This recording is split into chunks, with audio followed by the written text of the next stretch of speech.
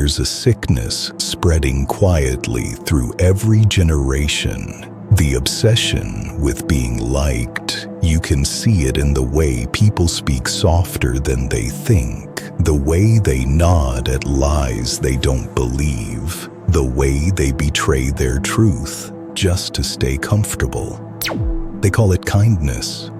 Machiavelli called it suicidal mercy, because the more you try to be liked, the smaller you become. The more you smooth your edges to fit others, the less they respect the shape you once had.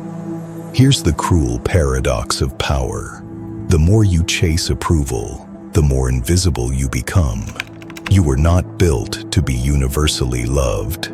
You were built to be feared where necessary and respected everywhere. Machiavelli knew this. Greater than the man who seeks to please everyone, pleases no one, and becomes prey to all. To rise above the crowd, you must be willing to stand apart from it. And that distance, that's where your strength begins. The moment you step into your own power, someone will hate you for it. Not because you've wronged them, but because your existence reminds them of everything they refused to become. They'll call you arrogant, cold, ruthless, good. Let them. Their hatred is not a verdict, it's confirmation. Because power, in its purest form, divides. It separates the certain from the uncertain, the disciplined from the distracted, the grounded from the fragile. Machiavelli watched rulers rise and fall, and the pattern was always the same. Those who tried to please everyone were devoured. Those who accepted hatred as the cost of sovereignty endured. He wrote, "Greater than, it is safer to be feared than loved if one cannot be both." That isn't cruelty, it's geometry. Every strong choice cuts something away. Every real boundary offends someone. If no one despises you, you've never truly chosen yourself. Hate is energy, and like all energy, it obeys laws. Weak men fear it. Wise men use it. When someone hates you, they reveal something sacred, where your power begins to touch their illusion. It's a map of their insecurity. Their outrage is a confession. Their gossip, a mirror. The man who understands this never reacts. He doesn't argue, doesn't defend, doesn't chase reputation. He lets disapproval do the work for him. Because he knows that reputation built on truth is louder than 1,000 explanations. Machiavelli taught that enemies are not liabilities. They are proof that you've stopped living small. They speak your name when you're not in the room. They promote your legend while trying to destroy it. So when you are hated, don't shrink. Stand still.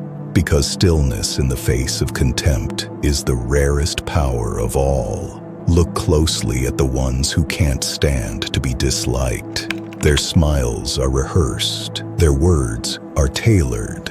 Their peace depends entirely on other people's moods. They call it diplomacy.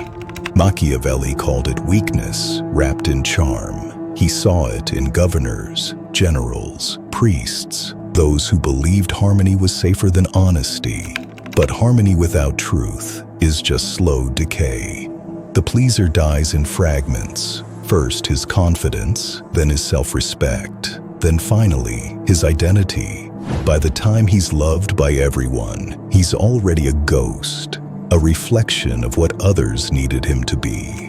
Machiavelli warned, men are ungrateful, fickle, and deceitful. They follow you while you serve them and turn against you when you need them most. So if you must choose between being loved and being real, choose the one that survives time. Because love fades with convenience, but respect built through fearless authenticity echoes forever. Power doesn't shout. It breathes. There's a silence that bends rooms. the kind that makes people lower their voice when you enter. It isn't built from arrogance. It's built from mastery of reaction. Most people speak to erase discomfort. The powerful let discomfort do the speaking for them, because every word you don't say becomes an instrument of mystery, and mystery is leverage. Machiavelli studied men who ruined their influence with noise. They explained too much, justified too quickly, begged to be seen as good. He knew greater than a ruler's tongue must be measured, for words are arrows that never return once released. Your silence isn't absence, it's compression. It gathers tension until presence itself becomes command. And in a world addicted to expression, restraint becomes the loudest power of all. Every time someone despises you, they reveal the fracture in their own soul. The part that envies your clarity. The part that resents your refusal to bow. That's why hatred is magnetic. It clings to strength. Weakness doesn't threaten anyone. Certainty does. So when they hate you, don't retaliate, reflect, let their energy crash against your calm. Because hatred without response devours itself. Machiavelli saw it happen again and again. Enemies who burned themselves trying to extinguish another man's fire. He wrote that hatred is a self-consuming weapon, effective only against those who fear it.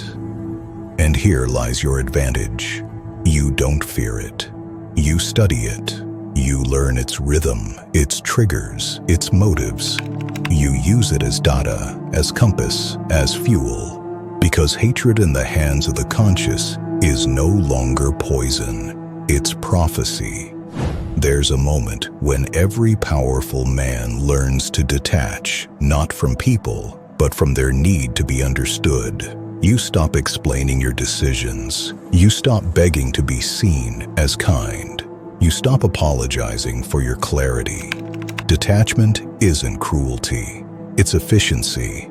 Machiavelli believed the ruler must be both lion and fox.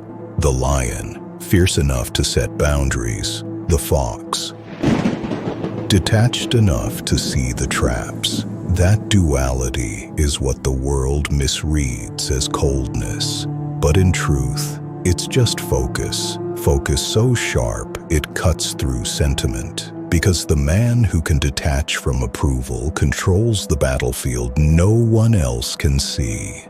The battlefield of perception. Once you master that, you no longer need to win arguments. You simply become the standard others measure against. And when that happens, their opinions lose gravity, their hatred loses teeth, and you, finally, become untouchable. There comes a point where you stop fearing who hates you and start questioning who doesn't. If everyone loves you, you've hidden your truth too well. You've buried your fire under their comfort. But those who reach the higher ground of power learn something Machiavelli never wrote, something only experience teaches. Hatred refines you. Each insult becomes a test of stillness. Each betrayal becomes a mirror for self-knowledge. Each rejection removes what was never aligned. The man who can stand in a storm of contempt and still hold peace in his chest has already crossed the border between strength and legend. Because one day, those who mocked your silence will quote it. Those who feared your presence will imitate it. And those who hated your name will whisper it with reluctant respect. Machiavelli would smile at that. Not because you dominated others, but because you mastered the only kingdom that matters, yourself. Greater than to be truly free, he might say, is to walk unharmed through the fire of disapproval and remain unchanged. So let them hate, let them misunderstand, let them talk. You, stay still, stay sovereign. Stay feared only by those who worship comfort, because being hated for your authenticity is the final proof that you've finally become real.